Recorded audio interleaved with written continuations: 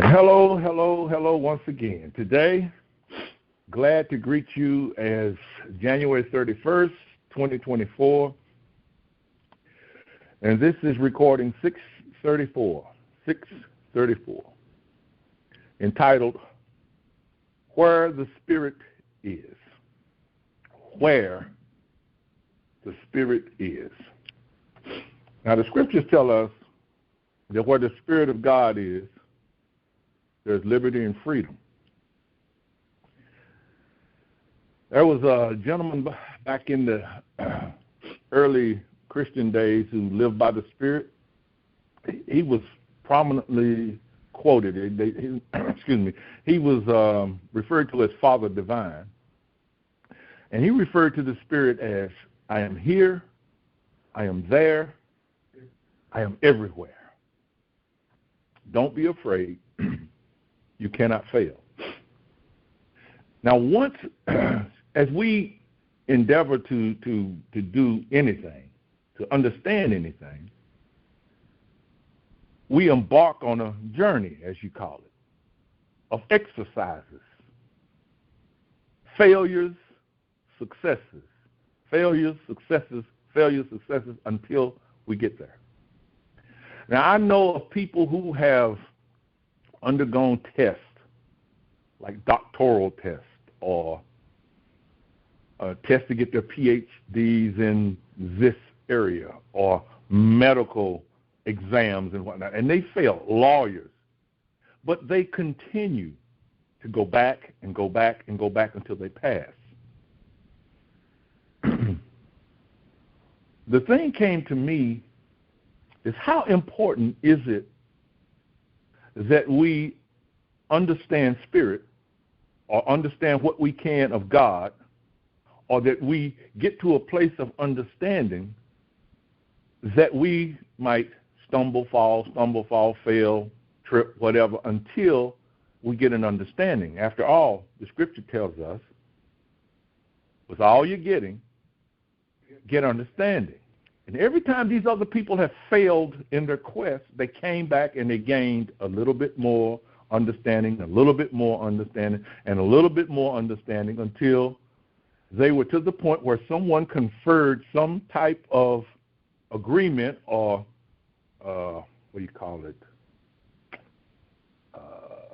graduation principle, for lack of a better word right now. And then that person had the authority to go into whatever that practice was. I tell a lot of seekers on the spiritual path, I caution them, do not try to learn Scripture to where you can quote Scripture with the best of them, and then you're going to go out here, because that's not ordination. That's not ordination. Ordination is when the Spirit, when you know where the Spirit is. When you know where the Spirit is, you know why the Spirit is, you know how the Spirit is, you know when the Spirit is, and you know what the Spirit will do. When you come to that, then you can truthfully spin around in 360 degrees and realize Spirit is here, Spirit is there, and Spirit is everywhere. But how? You can go to YouTube. You can go to Instagram. You can go on Wikipedia. You can go to all of the dictionaries and Bible classes and whatnot. And what is that man telling you to do? Become a bona fide Christian. But most of the time, they don't tell you how. They tell you learn the Scriptures, and as you learn the Scripture, you will be turned into a good Christian, and you will then be able to operate out here in this world, and you will be doing the work of the Father. But the Scriptures in Hebrew tell us that once one attains to this level, they have ceased from working, as God ceased from his work, which simply means no more searching. That's all it means. I know now that I know. It is not the babbling that I do of regurgitating scriptures out to you, and then you say something, then I give you one, and then you give me one, and I give you one, and then you look at me and go, oh, you're well-versed in the scriptures. That doesn't mean anything. Being truthful in the scriptures, Jesus said, then you shall go into all the world, heal the sick, raise the dead, feed the poor, set the captives free, comfort them that mourn, and the Spirit of the Lord shall be upon you. Last week we talked about the Spirit resting. The Spirit resting on you, the Spirit of wisdom and understanding. But when this happens, there's no concern in your life, because what is it that you know? You know where the Spirit is. You know what you need to know about Spirit. So let's just ask this question. Just what is Spirit? What is it? Not only is it a force of life, but get this, it is the force, the only force of life. All things exist because of it, and nothing can exist without its presence. What would your digestive system feel like when it can digest that statement? All is Spirit. Spirit is everywhere. Nothing can exist without it. And it encompasses and surrounds all things. Doesn't that kind of make you want to sink down in your easy chair? See, this is what meditation. I heard someone saying the other day, all this meditation, they need to get that stuff, throw it in the trash can. I said, dude, if you only knew. Yeah. If you only knew that I am surrounded. I am surrounded by a sea of lovingness. The Spirit is, I can't even exist without it. There is no place where God could go and get something other than what God is and make me. I am an expression of that which is all things and is appearing as all things. Oh my goodness.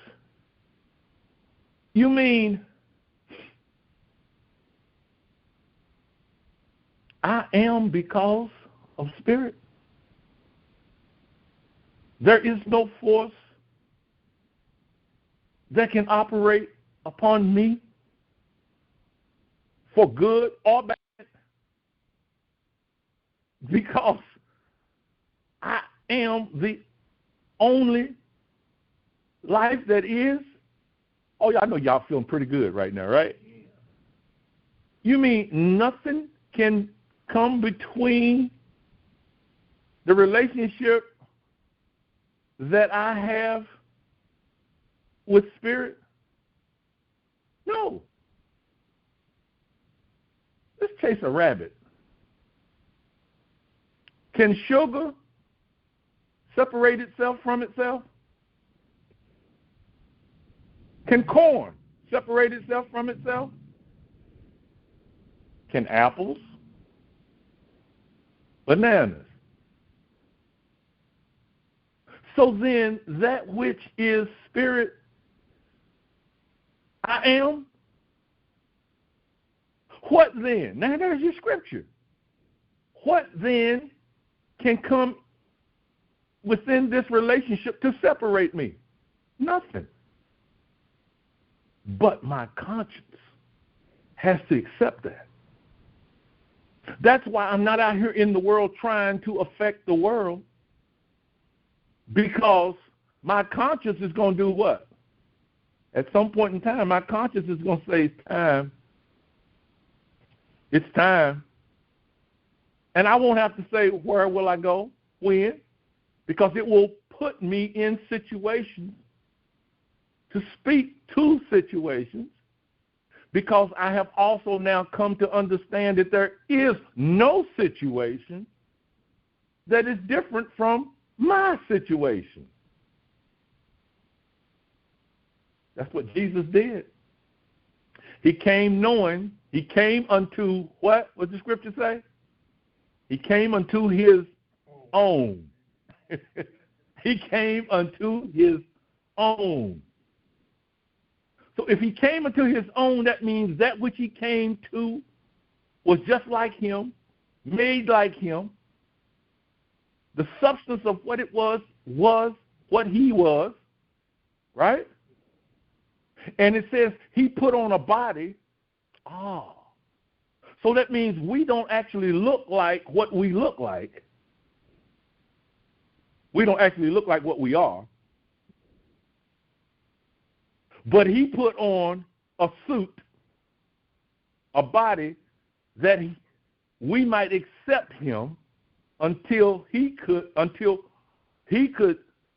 convince us of what we actually look like. And what do we actually look like? Spirit. Now, can I describe spirit? No. Do I want to? No. Do I care? No, in the sense of material living. But I know that where he is, I am. As Paul said, nothing shall separate me from the love of God. And most people teach that what Paul is teaching is what? Do outer good works. Do good works out here and God will be pleased. That's not true. The world out here at large is doing many, many great works. And people are still walking around afraid.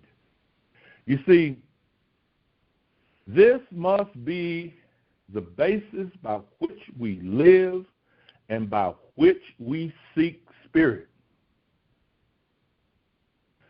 There is no place where it is not, and there is no place that it needs to come to.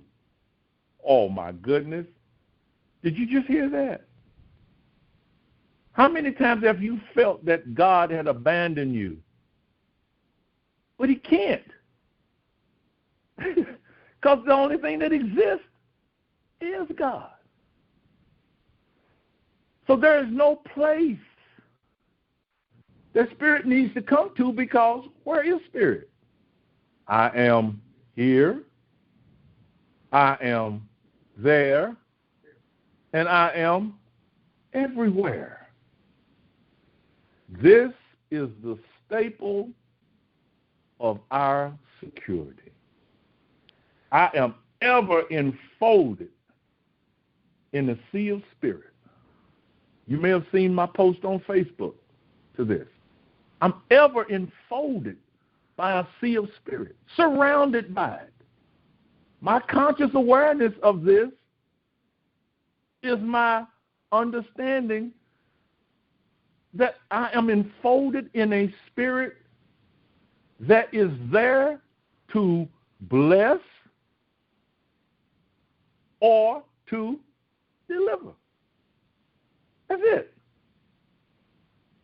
Oh, wow, that's another nail causing me to rest, isn't it? It matters not what is coming at me. My responsibility is to do what? Acknowledge the fact that I am in the sea of spirit. I cannot be separated from it. And its purpose is to bless or deliver. And I really should never need deliverance, because as I stated earlier, there is nothing to act upon spirit. What does spirit need deliverance from? Can you now see how Jesus walked in an understanding that nothing could have an effect on him to the point to where he looked at the highest power of the land, Pilate, and said, then you couldn't do anything to me except the Father give you permission. What was he telling Pilate? The Father has not given you permission to do what you think you're doing. I'm giving you that permission because I have another purpose in mind. And my purpose is, after 3 days, I'm going to reveal the nothingness of what you thought you did to me. So much to the point to where they hired people to lie. They hired people to say that the disciples came and stole the body. They hired people the soldiers to say that we went to sleep and these people came and rolled this many-ton stone away. Are y'all hearing what I'm saying? I am ever enfolded. This is what I got to get in my digestive system. I'm ever enfolded in a sea of spirit. Therefore, all that I require is ever with me. So when it looks like I have a flat tire on my car, what should I do? Immediately thank Spirit for being with me, even as I get out of the car and begin to look for the jack and, jack the car up. As in my particular case, I've told y'all before, I had never used the jack on this particular vehicle, so while I'm looking for the book to read how to use the jack, a gentleman rolls up in his vehicle and says, hey, need some help? And I said, yeah, I could use a little help. And he comes over. And he said, no, you just need to get out the way. I'll take care of this. And he said, I'll have you back going in about 10 minutes. I said, really? He said, yeah, this is what I do all day. I have my own shop. Now, look what Spirit sent to me. It's midnight. Okay, I'm out here in the street. I'm midnight. And I'm gonna do it. I'm gonna fix. But look what Spirit sent. But what was my responsibility? As I walked to the back of the vehicle, I said, Daddy, I could use a little help right now. Yeah. That was it. That was it. Therefore, all that I require is with me, knowing exactly what is necessary for fulfillment of purpose. This is ordination, y'all. This is ordination. This is the confidence we have. I'm quoting scripture to you again. This is the confidence, what? That if we ask anything according to his will, what is his will? That I accept the fact that I am blessed and delivered at all times. That's his will. This is a huge and invaluable point to ponder until our soul accepts it. When your soul accepts the truth, it won't matter how many arguments come at you from other people. You'll just simply look at them and say, hey, I didn't call you to come over here and talk to me. See, have you ever noticed that when people don't like what you're doing or what you're speaking about or whatever, they come to you to tell you?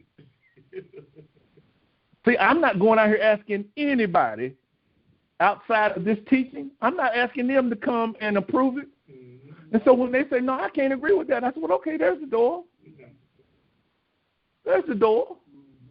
I can remember the Sunday morning in Sunday school when the man came in here and I was talking about there was no devil, and he was like, no, that is not true. And I said, well, sir, you know what? He said, what? I said, if you can't get this in Sunday school, I know you're not going to like what I'm going to preach about in church. As I walked him to the door, opened the door and set him outside and said, you have a nice day.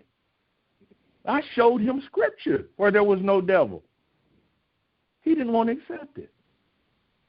So when they come to you to tell you they don't understand what you're agreeing with and what you're, just tell them, okay.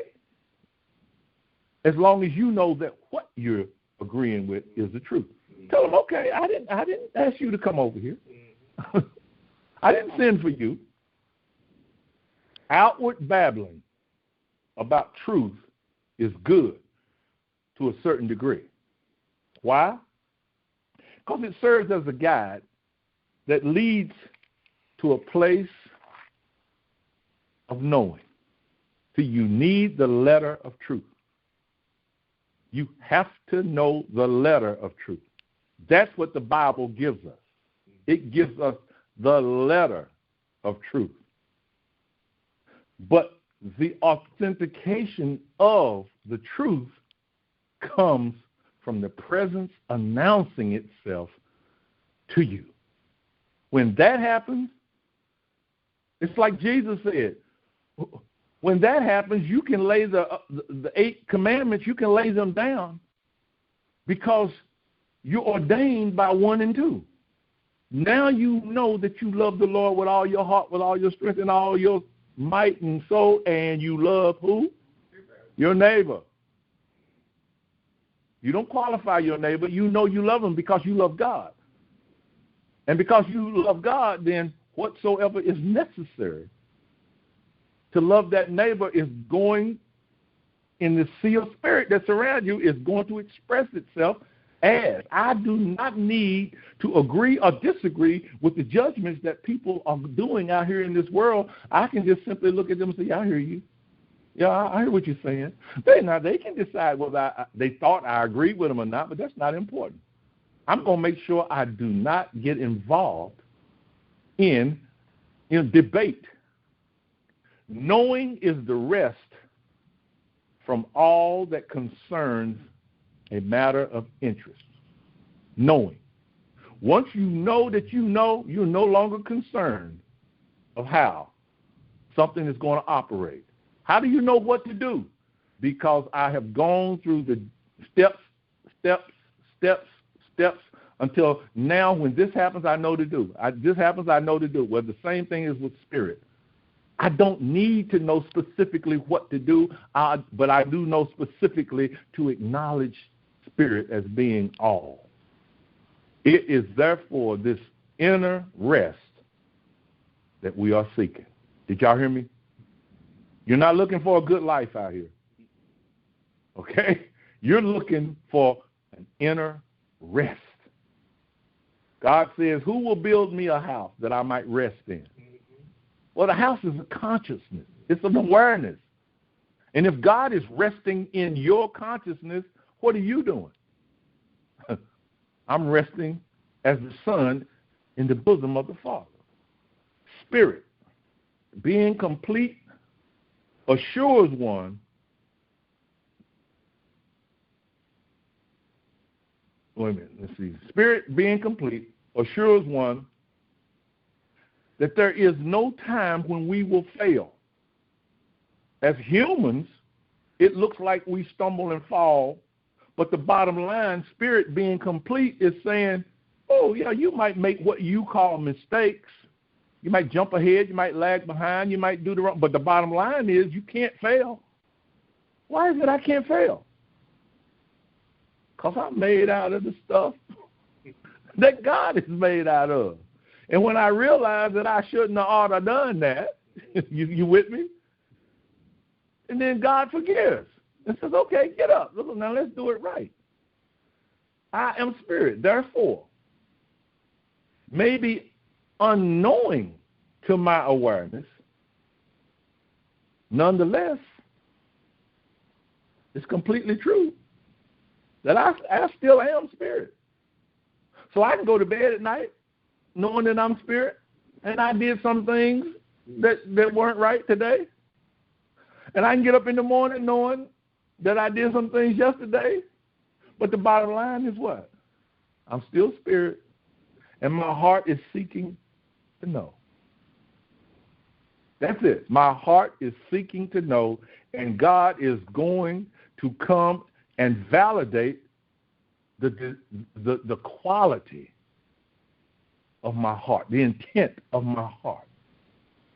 As we bask in the contemplation of spirit's completeness, the outer world becomes less attractive to us. You may not really realize it, but the more you put your attention over here, you are neglecting something, right? So if your attention is on God and understanding the Spirit of God and how it operates, isn't the world at large becoming less attractive to you? We have now set our view on something that will be more rewarding than any accomplishment gained in earthly pursuits. The ability to know as we are known. Think of the story when Joseph's brothers had sold him into slavery, and now he's gone some 13 years or so. He's been accused of rape. He's been put in prison, and he is being just dealt with in an unlikely fashion. Just think that when his brothers come to Egypt to buy grain, he recognizes them, but they don't recognize him. And they think they're dealing with a harsh man until he reveals, I am Joseph, your brother. I am alive. Can you imagine the rest that came to their hearts when they realized that they had not killed their brother, even though they knew they had done something wrong? And they had lied about it for over 13 years. But now here he stands, but he stands there as what? The Spirit of God to do what? Bless them with grain, bless them with the understanding that he's still alive, and to deliver them from what? The famine that is coming. Can you not see this? That's ordination. And he's holding no animosity against them, even when the Father passes. And they say, now he will take his vengeance on us. And he goes, no. Spirit sent me here to preserve. And this is the attitude that we must take. Where the Spirit of the Lord is, there is liberty. When we can realize that we can never be separated from Spirit's love, we can then continue confidently on our pathway, on our progress. Such as the Scripture speaks of God waiting on Noah to build the ark that God had designed. Look at all of the people who take that as a literal story. I'm not saying he didn't build an ark. What I'm saying is he built an ark that God had designed. What does that remind you of? God is saying, I got this covenant that I want to enter in with you, but you have to keep the statutes within the covenant.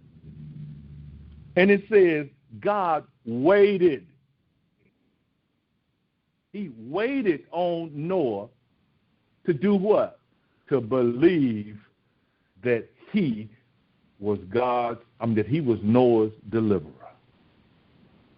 That's what God is doing. He's waiting on us. And like I said, I hate to use the word he. Spirit is waiting on us to believe.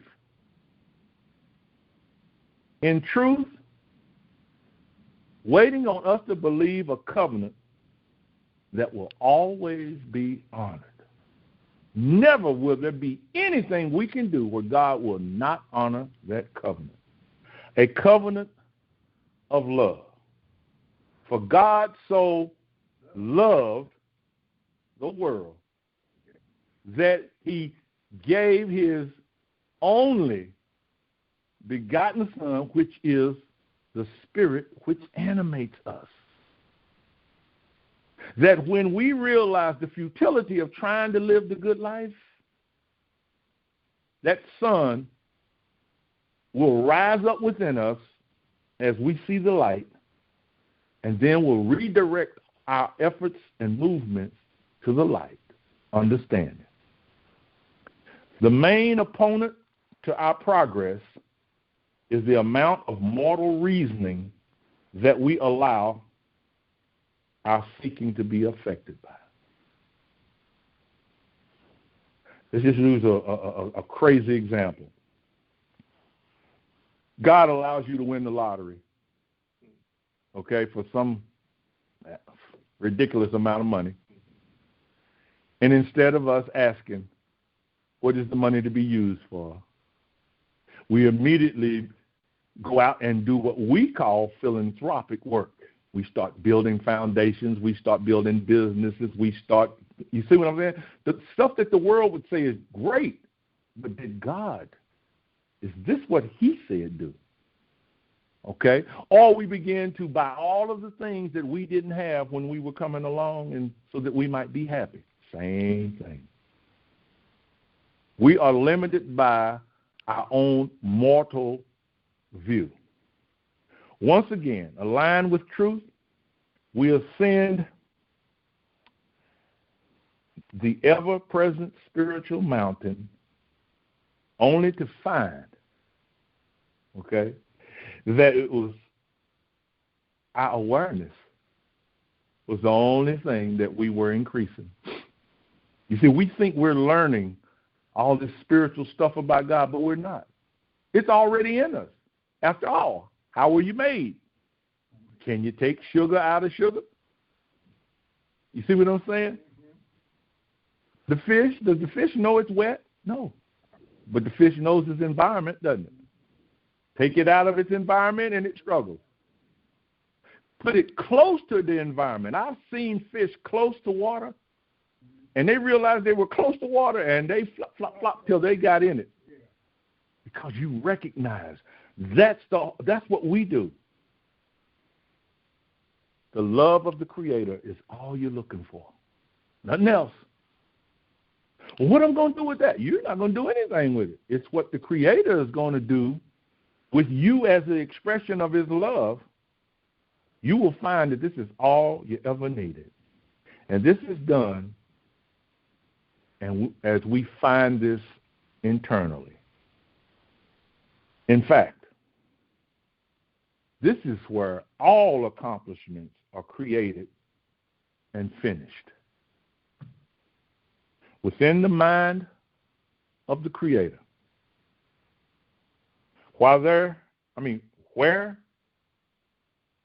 then is the Spirit?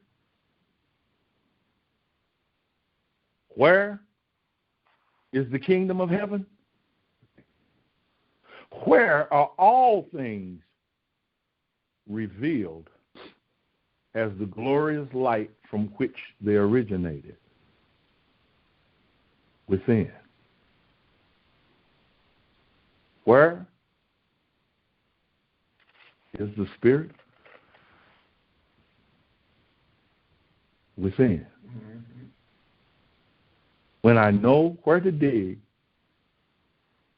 I know the treasure will be found. God bless you. Let's have a meditation.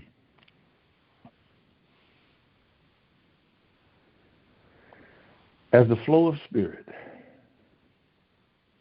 is ever present, it is my acknowledgement of this fact, of this truth, that causes me to ever be in prayer, never ceasing to remind and understand that I am loved. And the more that I seek to give love, the more love is returned to me. My attitude is such now that I know to speak peace to every situation that I see. Though it may hurt and harm, I still speak peace, because I know that whatsoever I sow, it shall be returned to me. And where can I sow other than in spirit? For spirit is everywhere. So what then can I sow outside of spirit? I now know the futility. I now know the emptiness. So what then do? I keep my mind stayed on him, that I might ever be found in perfect peace. I do not go out to make this known to people, for I know that without understanding, the fruit cannot come. But now I speak from my soul that they come. They must come. Why? Because I am light. And where I am is the spirit of completeness. For I am here. I am there. I, spirit, am everywhere. Speak, Lord. Our servant is listening.